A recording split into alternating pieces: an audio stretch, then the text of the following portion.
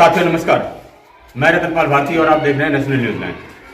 साथियों हम हैं अकबरपुर नाटौल गांव में और यहाँ पर जो हमारे साथ बच्चे खड़े हैं इनके बारे में जानते हैं। इन्होंने हाल ही में राष्ट्रीय स्तर की परीक्षा में जिले में प्रथम स्थान प्राप्त किया है। तो बेटा आप सबसे पहले अपना नाम बताइए। मेरा नाम राहुल है और मैं राजकीय माध्यमिक विद्यालय अकबरपुर नाटौल में पढ़ता हूँ। कौन सी कक्षा पढ़ते हैं? 8वीं में। ये कौन सी परीक्षा थी जो आप लोगों ने क्वालिफाई की है? National means cum merit scholarship. राज्य स्तर की परीक्षा है या राष्ट्रीय स्तर की? राष्ट्रीय स्तर की। कब आयोजित की गई थी ये? 20 नवंबर को। तो इनका कहना है कि 20 नवंबर को ये परीक्षा आयोजित की गई थी जिसमें इन्होंने जिले में प्रथम स्थान प्राप्त किया है। आप 8वीं कक्षा में पढ़ते हैं, क्या आप लोगों के स्कूल के अंदर जो आपके सब्जेक्ट है उनके हिसाब से सभी टीचर उपलब्ध हैं? नहीं, टीचर बहुत कमी है यहाँ पे। हम चाहते हैं कि यहाँ पे टीचर आए हों। तो जब आपके पास टीचर्स उपलब्ध नहीं है पूरे, फिर भी आप लोगों ने ये परीक्षा इतने हाई स्कोर पर उत्तीर्ण की है, तो इसे किस तरह से मैनेज किया आपने? जब यहाँ से सर गए तो हमको ऐसा लगा कि अब हमारी पढ़ाई नहीं हो पाएगी, लेकिन सर ने फिर हमको हौसला दिया कि तुम हार मत मानो, पढ़ो, यहाँ पे टीचर आ सकते हैं, तुम पढ़ो। तो हमने अपना हौसला नहीं खोया। हम रात को भी यहाँ पर पढ़ने आते थे। ये उसका नतीजा है कि आज हम फर्स्ट आए थे। उन सर का नाम बताएंगे जिन्होंने इतनी मेहनत कराई आपको? राजपाल सर हैं और कुलदीप सर हैं। राजपाल जी कौन सा सब्जेक्ट पढ़ाते हैं आपको? इंग्लिश और SST। वैसे तो शायद ये यहाँ पे हेडमास्टर हैं। हेडमास्टर जो है इस स्कूल के, वो बच्चों के साथ में काफी मेहनत कर रहे हैं। सिर्फ 2 टीचर्स के बलबूते ये स्कूल चल रहा है। इस स्कूल के अंदर बच्चे कितने हैं बेटा? इसकी 200-250 बच्चे हैं। 200 सवा 200 बच्चों का स्कूल है और उसमें टीचर्स की कमी, यानी कि 2 टीचर्स के भरोसे ये स्कूल चल रहा है। अगर राज्य स्तर की या राष्ट्रीय स्तर की परीक्षाओं में ये बच्चे अपने आप को टॉपर घोषित कर सकते हैं जब टीचर्स की कमी है, लेकिन अगर इन्हें मौका मिले, टीचर्स इन्हें पूरी तरह से उपलब्ध हों, तो ये क्या नहीं कर सकते हैं। सवाल सरकार से है कि जो होनहार बच्चे हैं देश के अंदर, उनको टीचर्स समय पर उपलब्ध क्यों नहीं कराए जाते हैं। बेटा आप भी क्या इस परीक्षा में शामिल हुई थी? आपका नाम क्या है? आपने कौन सा स्थान पाया है? जिले में प्रथम आप आए हो? अच्छा, क्वालिफाई आप दोनों ने किया है। आप कौन सी कक्षा में पढ़ते हैं? आप भी 8वीं में हैं। तो ये तीनों बच्चे 8वीं कक्षा के छात्र छात्राएं हैं और इन्होंने जो NMMS के नाम से जो परीक्षा थी राष्ट्रीय लेवल की, उसमें जिले में ये भाई जो खड़े हमारे साथ में, क्या नाम बेटा? कुलदीप है ना? राहुल नाम के इस बच्चे ने जिले में प्रथम स्थान पाया है। पापा क्या करते हैं बेटा आपके? पापा जॉब करते हैं। कहाँ? कंपनी में। किसी कंपनी में जॉब करते हैं। कंपनी में मजदूर के पद पर ये काम करते हैं, मजदूर के तौर पर काम करते हैं इनके फादर। और बच्चे इतने लगनसार हैं, मेहनती हैं, और इनके साथ साथ हम तो श्रेय देंगे इनके टीचर्स को भी, जिन्होंने सिर्फ 2 टीचर्स होते हुए इतनी सारी तैयारियां कराई। तो सर आपका क्या कहना है इन बच्चों के बारे में? देखिए सर, सबसे पहले मैं स्वागत करना चाहूँगा आपके न्यूज़ चैनल का, जो आपने हमारे आवाज़ उठाने के लिए यहाँ है जी। और हमारे बच्चों को प्रोत्साहन देने के लिए उनका नाम जो उन्होंने 2 परीक्षा यहाँ पास की है जी, उसको आपने पूरे क्षेत्र में फैलाने का जो काम किया है जी, हम उसके लिए आपका बहुत बहुत शुक्रिया करते हैं। लेकिन जब यहाँ पहले से टीचर्स की तो काफ़ी कमी रही है, वो कुछ ट्रांसफर ड्राइव में चले गए थे जी, कुछ डेप्यूटेशन करा के चले गए थे, लेकिन उम्मीद है कि आने वाले समय में यहाँ टीचर उपलब्ध हो जाए। लेकिन फिर भी जैसा कि ये जो परीक्षा जब आयोजित की गई थी उस समय क्या था कि बच्चों के अंदर एकदम से जो टीचर यहाँ से चले गए थे, इनका मोरल एक से नीचे डाउन रखा, क्योंकि पिछले साल 5 बच्चों ने यहाँ पे एंड यूनिवर्सिटी की परीक्षा पास की। अच्छा। और इस साल जब परीक्षा आई तो बच्चों के अंदर ये था कि पता नहीं अब की बार तो सर भी नहीं है, हो पाएगा नहीं हो पाएगा। फिर हमारे मुख्याध्यापक जी ने हमें बताया कि ऐसा है कि सर नहीं है, लेकिन फिर भी अगर हम कोशिश करें तो क्या पता 1-2 बच्चे हमारे तो हमने फिर उस हिम्मत में आते हुए बच्चों को दोबारा से बेटा तुम तैयार हो, जो ये होगा हम सुबह शाम करके आप लोगों को परीक्षा के लिए तैयारी करवाएंगे। उस समय जब 20 नवंबर को परीक्षा हुई थी जी 20 नवंबर 2022 को थी, तो यहाँ चुनावी माहौल का जो दौर चला हुआ था, तो नेचुरल सी बात है जब चुनाव का दौर होता है तो बच्चे वहाँ पढ़ नहीं पाएंगे, तो घर में भी चुनाव की चर्चा होती है। ठीक है। तो इसलिए हमने क्या किया कि उस दौरान हमारी ड्यूटियाँ लगी हुई होती थी, तो ये क्या कि बच्चों की पढ़ाई प्रभावित होती है, तो हमने उनको शाम को भी यहाँ पे बुलाया था। यहीं बुलाया था। हाँ, ये बच्चे भी आप बता रहे होंगे। हाँ। तो हमने उनको एक हफ्ते लगातार यहाँ शाम को 2 घंटे पढ़ाई करवाई थी, केवल उनकी जो ये परीक्षा प्रतियोगी परीक्षा जो है इसके बारे में, और बच्चों ने भी हमारा पूरा सहयोग दिया इस बारे में। उन्होंने भी अच्छी तरीके से पढ़ाई की है और हमारा भी नाम रोशन किया और किरदार किया है।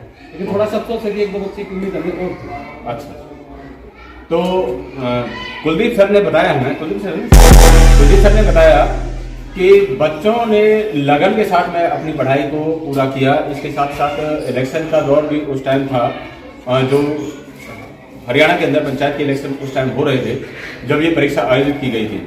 लेकिन किस तरह से इन्होंने बच्चों को उस मुश्किल हालात से निकाला, ये भी इन लोगों ने बताया। ये इनकी खूबी है कि बच्चों का सहयोग इन्होंने इस स्तर पर दिया कि परिवार के अंदर जो डिस्टर्बेंस का माहौल था उससे निकाल करके इन्होंने स्कूल में ही बच्चों को रखा और 1 सप्ताह तक उसकी लगातार पढ़ाई करवाई। तो आगे हम बात करते हैं यहाँ के मुख्याध्यापक श्री राजपाल जी से। सर, हमें बताएं कि जो बच्चे आपके ये परीक्षा आयोजित कर परीक्षा में उत्तीर्ण हो पाए हैं, तो इसमें श्रेय किसका देंगे आप? सबसे पहले तो मैं आपका धन्यवाद करना चाहूँगा जी, और सिलसिलेवार तरीके से मैं आपको स्कूल की उपलब्धियों के विषय में बताना चाहूँगा। जी। मैं इस विद्यालय में 8 सितंबर 2019 को मैंने यहाँ पर एज ए मौलिक मुख्याध्यापक के रूप में ज्वाइन की थी। जी। पूर्व में हमारे जो यहाँ अध्यापक साथी थे, मैं तो ये कहूँगा कि उनका भी बहुत ही योगदान रहा है। उन्होंने स्कूल कैसे स्थापित किया कि मुझे यहाँ ज़्यादा समस्या नहीं आई, लेकिन फिर भी मैं एक आशावादी व्यक्ति हूँ, एक अध्यापक हूँ और ये पूरी कोशिश करता हूँ कि जो अध्यापक का कर्तव्य हो तो उसको पूर्ण रूप से निभाने। तो मेरा पहला फंक्शन 26 जनवरी पे था। यहाँ पर पहला फंक्शन था, गांव के काफ़ी ग्रामीण अभिभावक लोग इकट्ठे हुए और मैंने मंच के माध्यम से अपने ग्रामवासियों से वायदा किया था कि यदि आप लोग मेरा साथ देंगे, और हमारे साथी तो मैंने सबसे बात की हुई थी, तो मैं इस विद्यालय का नाम कम से कम जिला स्तर पर से कराने का कोशिश करूँगा।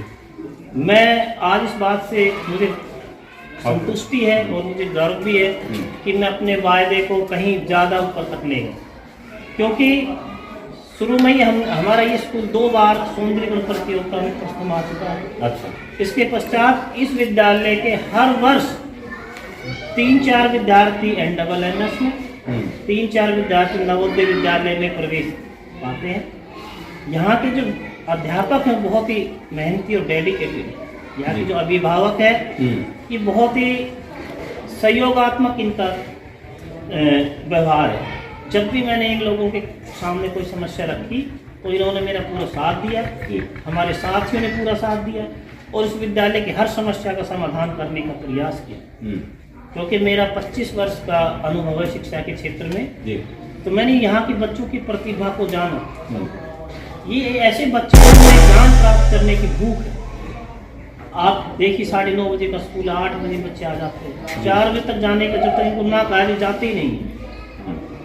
और इन बच्चों में इतनी ललक है पढ़ने की कि पूछो मत। इसका परिणाम है हमारे 2 विद्यार्थी निखिल कुमार और मोहित कुमार पिछले वर्ष NCSC की प्रतियोगिता होती है, पहले उन्होंने जिला स्तर पर प्रथम स्थान प्राप्त किया, फिर स्टेट लेवल पर गए, उसके बाद पूरा हरियाणा राज्य का प्रतिनिधित्व करते हुए अहमदाबाद में आयोजित राष्ट्रीय स्तर की जो प्रतियोगिता थी NCSC की, जिसका उद्घाटन हमारे माननीय प्रधानमंत्री श्री नरेंद्र मोदी एवं गुजरात के मुख्यमंत्री भूपेंद्र भाई पटेल ने किया था। उस कार्यक्रम बड़े बड़े वैज्ञानिक आते हैं और हमारे यहाँ के जो बच्चों ने एक अपना प्रोजेक्ट बनाया था रीड बैग का, जिसकी काफ़ी सराहना हुई, राष्ट्रीय स्तर पर भी काफ़ी सराहना की गई इसकी। तो ये सब बातें हमें गर्व करने के लिए अवसर देती है। जी। मैं अक्सर हमेशा अपने बच्चों को की काबिलियत पर विश्वास करता हूँ। मैं मंच के माध्यम से अभिभावकों को भी कहता हूँ कि आपके बच्चे बहुत काबिल हैं, इन पर ध्यान दीजिए, ये बहुत कुछ प्राप्त करना चाहते हैं। सर, हम जानना चाहेंगे कि ये जो NMS जो परीक्षा थी, ये किससे रिलेटेड है? ये बच्चों में एक प्रतियोगी परीक्षा के प्रति जागरूकता पैदा करने तथा इनका ज्ञान परखने के लिए, जी। क्योंकि अब सरकार कई तरह के कार्यक्रम चला रही है, जैसे कि अभी ये क्या छात्रवृत्ति परीक्षा है, इसमें 4 वर्ष तक बच्चों को पर ईयर 12,000 रुपये दिए जाते हैं। अच्छा। और 4 वर्ष तक ये 12th पास करें तब तक इनको। तो ये बच्चों के लिए छात्रवृत्ति परीक्षा थी जो राष्ट्रीय लेवल की है और जो बच्चों ने क्वालिफाई की। लेकिन जब सितंबर के महीने में ट्रांसफर ड्राइव चालू हुई तो हमारे यहाँ पर 6 अध्यापक थे जी। 2 अध्यापक 8 थे टोटल, लेकिन 2 रिटायर हो गए, 6 अध्यापक थे कुल। तब हमें कोई ज़्यादा कमी महसूस नहीं हुई। लेकिन जब ट्रांसफर ड्राइव चालू हुआ तो हमारे यहाँ से 4 अध्यापक ट्रांसफर होते चले गए प्राइमरी में हमारे पास लगभग 135 बच्चे हैं, जिनमें श्री कुलदीप जी अकेले हैं। मैं 6 to 8 में हम 2 अध्यापक, सत्य प्रकाश जी बहुत ही काबिल अध्यापक थे, वो यहाँ से बदली होकर चले गए। चलो ये तो एक प्रक्रिया है। तो ये जो अध्यापक आप गए बता रहे हैं, ये कितना टाइम हो गया? तो लगभग 6 महीने के करीब होगा। लेकिन जब यहाँ से अध्यापक गए तो बच्चों में निराशा की भावना आ गई। अभिभावक भी इस बात को लेकर चिंतित हो गए कि अब हमारे बच्चों का क्या होगा। लेकिन सबसे मैं आपको एक बात बताना चाहूँगा, और मैं ये चाहता हूँ कि हमारे सभी अध्यापक साथी भी सुने कि मैंने बच्चों को कभी निराश नहीं होने दिया। हालांकि मैं अंदर से परेशानी में थे। हमारे जो साथी कुलदीप भी इस विषय पर चर्चा करते रहते थे कि अब कैसे करेंगे, अब कैसे संभालेंगे, क्योंकि लगभग 250 बच्चों को संभालना एक चुनौतीपूर्ण काम है। लेकिन हमने इस चुनौती को स्वीकार किया और उसके पश्चात हमने बच्चों का सबसे बड़ी जो बात हुई, जो चमत्कारिक बात हुई, ये हुई कि हमने बच्चों को निराश नहीं होना दिया, इनका उत्साह नहीं टूटने दिया। बहुत अच्छी। मैं इनको ये कहता रहा कि आप चिंता मत कीजिए, कोई बात नहीं, तबादला एक प्रक्रिया है, अध्यापक आएंगे, आप विश्वास रखिए। और मैं बच्चों को ये आश्वासन देता रहा कि चाहे कुछ भी हो जाए, मैं आपकी पढ़ाई को वेस्ट नहीं होने दूंगा। आप ये महसूस नहीं करेंगे कि हमारे यहाँ कोई पढ़ाने वाला नहीं। इस कड़ी में मैंने ग्राम पंचायत से बात की, सरपंच महोदय से बात की, गांव के जो मौजूद लोग थे उनको एकत्रित किया और उनके समक्ष समस्या रखी। तो गांव के कुछ जो नवयुवक थे जो पढ़े लिखे थे, वो आगे आए और उन्होंने ये कहा कि भाई हम व्यवस्था चलाने में। ग्रामवासियों ने पूर्ण सहयोग किया और आश्वासन दिया कि आप सर जो भी समस्याएं हो हमारी समस्या है, आप अपना काम कीजिए, हमारे बच्चों को कराइए। तो हमने कुलदीप के लिए मिशन बना लिया कि सर अब तो हम दुगनी मेहनत के साथ अपना काम करेंगे, अपने बच्चों को भी पढ़ाएंगे, अपनी प्रशासनिक व्यवस्था भी देखेंगे और ग्रामवासियों का विश्वास और बच्चों का विश्वास हमने नहीं टूटने दिया। हमारे यहाँ पर अनेक अधिकारी आए हैं, अभी पिछले सप्ताह में FNL के लिए चंडीगढ़ से टीम आई हुई थी, जो हमारी कार्यशैली और कार्य को देखकर उन्होंने बहुत प्रशंसा की। और ऐसा हमें बताया गया कि DC साहब के समक्ष और हमारे शिक्षा क्षेत्र के जो हमारे सबसे बड़े अधिकारी, जिला शिक्षा अधिकारी, चारों खंड शिक्षा अधिकारी के समक्ष उन्होंने हमारे विद्यालय की बड़ी प्रशंसा की है और वो हमारे लिए बहुत ही गौरव की बात है। हम हर काम को एक चुनौती के रूप में और उसका पूर्ण समर्पण के साथ, डेडिकेशन के साथ हम उस पर काम करते हैं। सर, बहुत अच्छी बात है, आप लोगों ने बहुत मेहनत की है बच्चों के साथ में। इसके लिए आप दोनों जो स्टाफ मेंबर्स हैं वो धन्यवाद के पात्र हैं और शुभकामनाओं के पात्र हैं। अब हम पेरेंट्स से बात करेंगे। आपका बच्चा कौन सी क्लास में पढ़ता है? सर, मेरी बच्ची है अनिल जी, 8th क्लास में पढ़ती है। तो आपको कैसा महसूस हो रहा है जब बच्चा राष्ट्रीय स्तर की परीक्षा में उत्तीर्ण करता है? सर, हमें बहुत अच्छा महसूस हो रहा है और इसका जो श्रेय है हमारे राज्यपाल सर जी और हमारे मुख्य अध्यापक सर जी हैं जो गाँव के, और सबसे बढ़िया कुलदीप सर ने दिन रात मेहनत कर दी बच्चों को पढ़ाने में।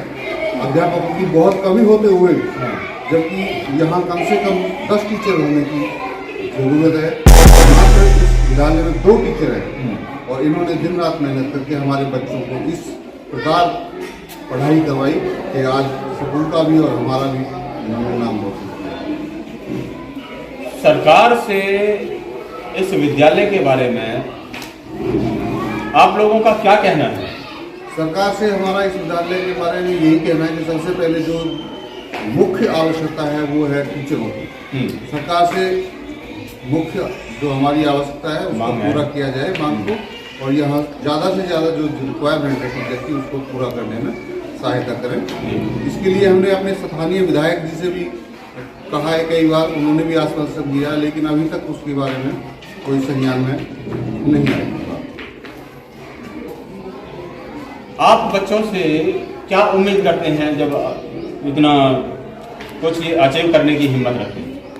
हमें बच्चों से यही उम्मीद रहेगी, देखो इतनी कमी होने के बावजूद भी इतना दिखाया बच्चों ने और यहाँ तक पहुँच गए, तो आगे स्कूल में जरूरी नहीं है कि अध्यापकों की कमी महसूस हो, और जैसे ही अब पढ़ते आए इससे दुगनी मेहनत करके ये और हमारे जो गुरु जी हैं इनका भी, और आगे जो इन्हें गुरु जी मिलेंगे उनका मान सम्मान बढ़ाते हुए अपने घर का और अपने अध्यापकों का मान सम्मान बढ़ाएं। तो बहुत अच्छी बात है। आप सभी को मुबारक हो कि आप लोगों के बच्चों ने राष्ट्रीय स्तर की परीक्षा उत्तीर्ण की है और जिले में नाम रोशन किया है। सरकार से हमारा कहना है कि जो स्कूल जिन स्कूलों के अंदर बच्चे हैं और वो बच्चे प्राइवेट स्कूलों को मात देने का मादा रखते हैं, तो उन बच्चों की पढ़ाई की तरफ सरकार का ध्यान क्यों नहीं है? क्यों सरकार इन स्कूलों में अध्यापक समय पर नहीं भेज रही है? हमारी सरकार से गुजारिश है कि बच्चों के भविष्य से खिलवाड़ ना करते हुए उन स्कूलों में अध्यापकों की कमी ना होने दी जाए। और आप सभी से गुजारिश है कि हम लोगों से जुड़े मुद्दे आपके लिए लेकर आते हैं। आपसे गुजारिश है कि इस चैनल को सब्सक्राइब करके इसके हर एक वीडियो को लाइक और शेयर करें जरूर, क्योंकि लोगों के पास मुद्दे जाएंगे तो उनकी बातें सरकार तक भी पहुंचेंगी और उनके जो मुद्दे हैं वो हल भी किए जाएंगे। धन्यवाद।